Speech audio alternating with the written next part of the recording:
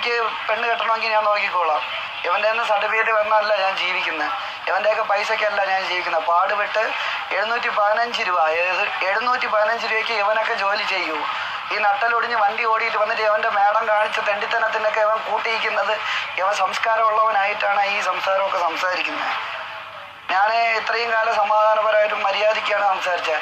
ഈ തെണ്ടി സംസാരങ്ങളൊക്കെ സംസാരിക്കുന്ന അലവലാദികൾ ഈ സൈബർ മേഖലയിൽ അവരെ കുത്തിയപ്പോഴത്തേക്ക് എല്ലാവർക്കും നല്ലവണ്ണം എല്ലാവരും പ്രതികരിക്കാൻ തുടങ്ങി. പക്ഷെ നല്ല ആൾക്കാരുണ്ട് ഈ കേരളത്തിലെ. ഇതേപോലുള്ള യൂസ്ലെസ്സുകളെ കാട്ടിയും നല്ല ആൾക്കാർ കൂടുതലുണ്ട്. ഇതേപോലെ കുറേ എണ്ണം ഉണ്ട്. ചിലവർക്ക് ഈ ചേച്ചിമാർക്കൊക്കെ സഹായം ചെയ്യാൻ നടക്കുന്ന ചിലവരുണ്ട്.